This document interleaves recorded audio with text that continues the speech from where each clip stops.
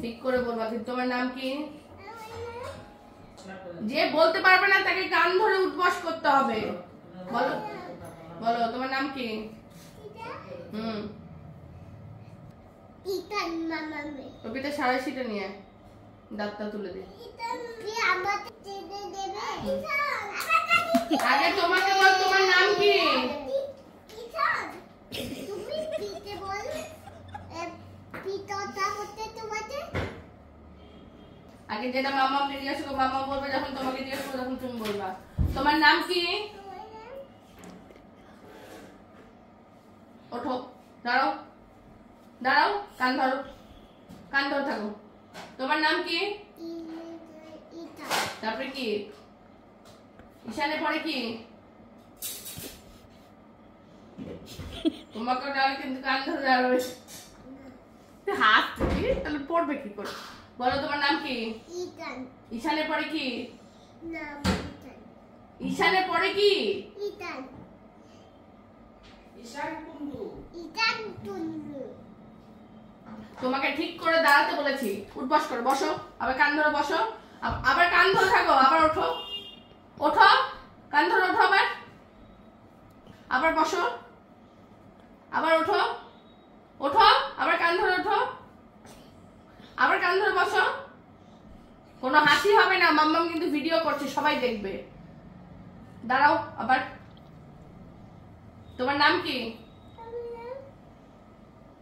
বলো ঈশান কুন্ডু। ঈশান কুন্ডু কেন ছোট না নাম? তোমার নাম কি? মা সারাশিটা দিয়ে যাও। যে নাম বলতে পারে তার দাঁত আজকে আমি ভেঙে দেবো। ভালো করে বসো। তাহলে আমি নাম দিলে তোমার নাম কি বলো? ইতান তুলু তোমার নাম কি? তোমার নাম কি? যাই পিতে বল নাম কি তোমাকে কথা বলতে বারণ করেছি। তোমার নাম কি? ইচ্ছে করে হতে হবে। তোমাকে নিয়ে যাবো না, তুমি থাকো। আমাকে নেই যাবে আর তোমাকে নিয়ে যাবো মন্দিরে, তুমি এখন ফটাফট পড়াশোনা করো, কোনো নিয়ে যাও না। বলো হ্যাঁ। 1 2 বলো। 1 2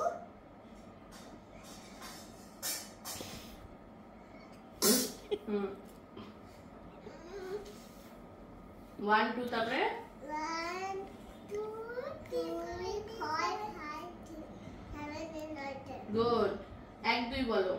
1 2 3 4 এই 4 কেন? 4 4 তারপরে 5 2 6 6 6 2 2 8 8 হুম 9 0 আবার 0 10 2 তুমি বলো। বাবু হয়ে বসো। 1 2 বলো। ঠিক হয়ে বসতে বলেছি। তারপরে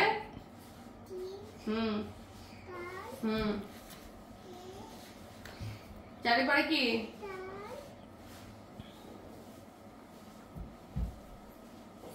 5 তারপরে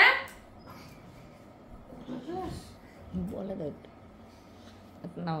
6 তারপরে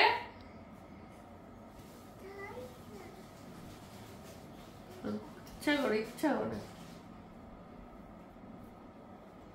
বিজয় এক কাজ করতো, ঈশানের জন্য খালি চকো নিয়ে আয়। তুমি পড়াশোনা করছো? পড়াশোনা করছো কি? চুপ, বেশি কথা বলে চকো হবে না। চুপ, আঙ্গুল দিয়ে থাকে এরকম করে। আঙ্গুল সরাবে না, চুপ। বলো 1 2 বলো।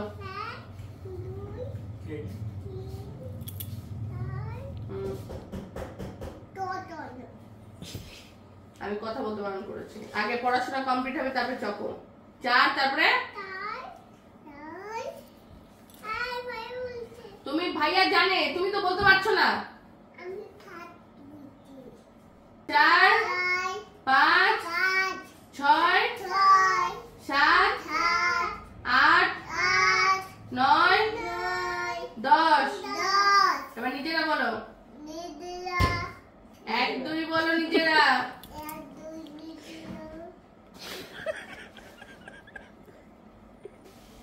পিতা থালো তাহলে মার নাম কি? পিতা থালো বলো অর্পিতা সাহা। পিতা থাদা সাহা না, অর্পিতা সাহা। সাহা। দি হলো বাবাদেরকে পড়াশোনা করাচ্ছে আর আমি হলো এইদিকে মাংস ধুতে আসলাম। আজকে তোমার দাদা হঠাৎ করে হলো মুরগি মাংস নিয়ে আসছে। ও নাকি চিকেন রান্না করবে। আর আমরা নাকি চিকেন রান্না করলে খুব একটা ভালো হয় না। ওর হাতের চিকেন নাকি বেস্ট হয়। ওর ভাষ্য মতে আমরা যখন নাকি চিকেন রান্না করি আমরা নাকি পরিমাণ মতো সব মশলা দিতে পারি না বা মশলাটা গিয়ে ভালো মতো কষাই না। যার জন্য আমাদের চিকেন রান্নাটা একটু অন্যরকম হয়। আর ও চিকেন রান্না করলে নাকি আমরা সবাই চেটেপুটে খাই, এতই টেস্টি করে রান্না করে। আজকে ও নাকি আমাদেরকে পাকিস্তানি স্টাইলে চিকেন রান্না করে খাওয়াবে। আর বরের রান্নার হাত ভালো, এটা আমরা সবাই জানি। রান্নাটা ও খুব ভালোবেসে করে আর ওর মানে খাবারের সেন্সটা এতটাই ভালো। রান্নাটা কিভাবে করলে খুব বেশি মজা হবে ও এই আইডিয়াটা খুব ভালো মতো করতে পারে। প্রত্যেকটা রান্নায় কোন মশলা কি ভূমিকা পালন করবে এই আইডিয়াটাও ওর খুব ভালো মতো জানা আছে। আর আমি তো আগে মশলা সম্পর্কে আমার কোনো জ্ঞানই ছিল না। আমার রান্নার সম্পূর্ণ জ্ঞান তোমার দাদা, দিদি আর মার কাছ থেকে আমি পেয়েছি। যেমন আমি যাই রান্না করি না কেন আমি ফার্স্টে ওটা দিদিকে টেস্ট করাই যে ওটা কোন কিছু কমতি আছে কিনা। দিদি যখন টেস্টের রেজাল্ট ঠিকঠাক মতো দেয় তখনই আমি রান্নাটা সবাইকে খাওয়াই। আজকেও তোমার দাদার হাতের এই পাকিস্তানি চিকেনটা সত্যি দারুণ হয়েছিল। আমাদের প্রত্যেকের মানে ঘ্রাণেই আমরা পাগল হয়ে গিয়েছিলাম। আর চিকেনটা এতটাই ভালো হয়েছিল যে আমাদের আর কারো ভাত দিয়ে খেতে ইচ্ছা করছিল না। আমরা সবাই মিলে নান রুটি অর্ডার দিয়েছিলাম। ফার্স্টে কড়াইতে তেল গরম করে তোমার দাদা হলো 2টা দারচিনি আর 3টা এলাচের মতো দিয়েছে। তারপর এটাতে হলো 2 চামচ আদা বাটা আর 2 চামচ রসুন বাটা আগে দিয়েছে। দিয়ে মশলাটা 5 মিনিটের মতো নাড়াচাড়া করে নিয়েছে। তারপর পেঁয়াজগুলো দিয়ে মিডিয়াম ভেজেছে। ভাজার পর মাংসগুলো দিয়ে দিয়েছে। মাংসটা 5 মিনিটের মতো একটু নাড়াচাড়া করে 2টা টমেটো দিয়েছে আর হলো কয়েকটা কাঁচা লঙ্কা দিয়েছে।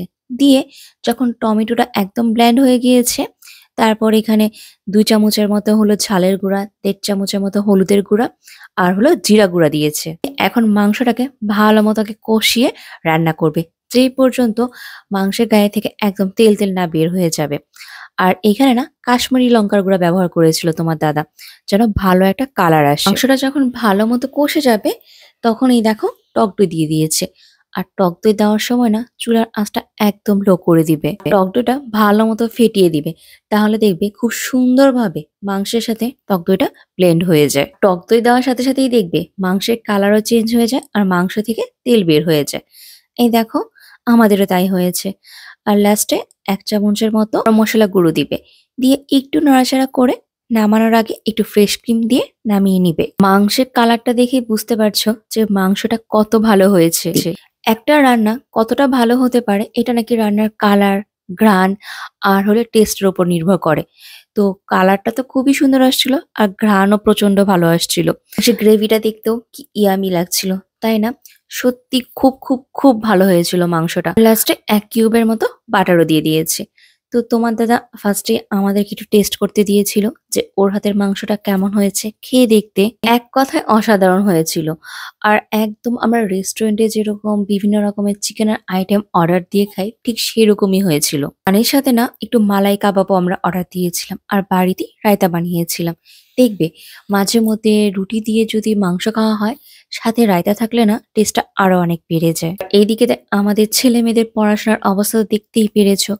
এরা দুইজন যখনই পড়াশোনা করতে বসে পড়াশোনা কম করে, দুষ্টামিটাই বেশি করে। তো চলো বন্ধুরা এখন খাবারটা আমরা শেষ করে নিই। আর তোমাদের যদি এই ব্লগটা ভালো লাগে তাহলে একটা লাইক, কমেন্ট আর শেয়ার দিয়ে আমাদের পাশে থেকো। তোমরাও বাড়িতে এইভাবে পাকিস্তানি স্টাইলে চিকেনটা রান্না করে দেখবে, খুব খুব খুব ভালো লাগবে। আজকের মতো ব্লগটা বন্ধুরা তাহলে এইখানেই শেষ করছি।